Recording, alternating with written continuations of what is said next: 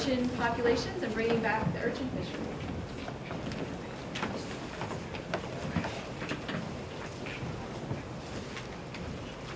Okay, so we are the Urchin group of MDI. My name's Zach Harvey. I'm Alexander Shepard. I'm Holly Harding. I'm Ben Turtle. Devin Norwood. And that's the Urchin group. So what is the issue? The issue is the urchin fishery has crashed. It's slowly been going down since about 96 is when it started to drop. The highest that the urchin population ever was, or the amount of urchins that were caught, were in between 1992 and 1993. As you can see, like what Zach just said, early 90s, about like 94, 93, the urchin population was at its highest, and then after that it's been going down ever since, and the price has been increasing. What are the effects of the decline in urchin population? Well, the decline of the urchin population affects many different people, such as urchin divers, draggers, consumers, and people who could potentially find jobs in the future urchin industry. On our journey with the Urchin Project, we talked to a bunch of amazing people that helped us out. Paul Malio, Julie Keene, Melissa Malstad from the DMR, and David Kipwimby. We went on a couple field trips. One, we went to the Cooperative Aquaculture Research CCAR in Franklin. We found out that Dave Quimby was actually ranching urchins, and that gave us the idea on that we wanted to try to raise urchins ourselves. And we also went on a field trip to the backside of the island and got sugar kelp for our urchins. So we had to find a solution to this problem. So our solution, we were going to try to ranch urchins. And how well, if you're going to ranch urchins, you need a saltwater tank. So first we started out setting up a tank. Then we had to find a way to cool the water in the tank. So we didn't want to buy a regular chiller because they cost anywhere from $500 to $1,000.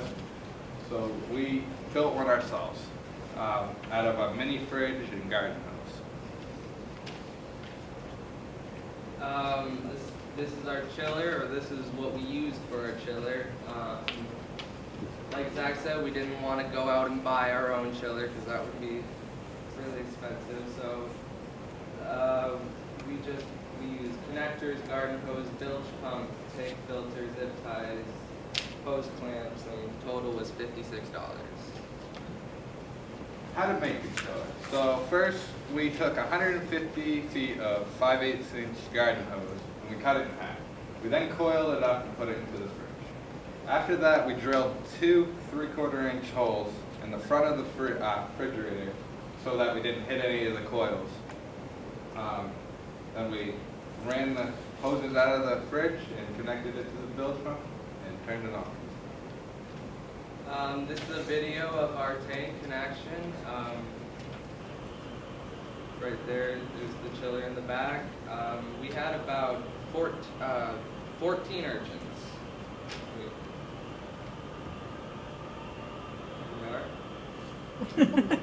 Up close and personal.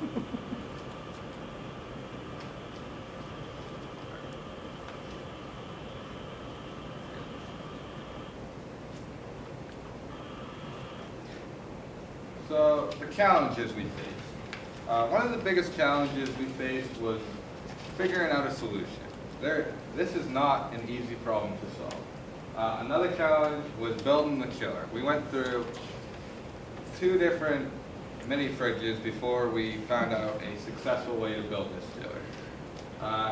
Another challenge was keeping the urchins we got alive. Did we solve our problem? No, unfortunately we did not solve our problem, but we did find a solution that might help us solve it in the future. Our solution for bringing back the urchin population was to obviously ranch urchins in captivity and then release them back into the wild. If we could expand this, we might be able to make a difference in the urchin population to bring back this fishery. We ran into many challenges in this project, but we were able to make a low-cost DIY chiller that anyone could build. What did we learn? We learned a lot about sea urchins.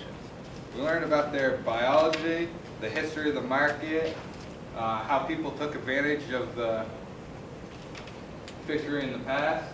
We also learned that urchin regulations in the past were not strong enough at all.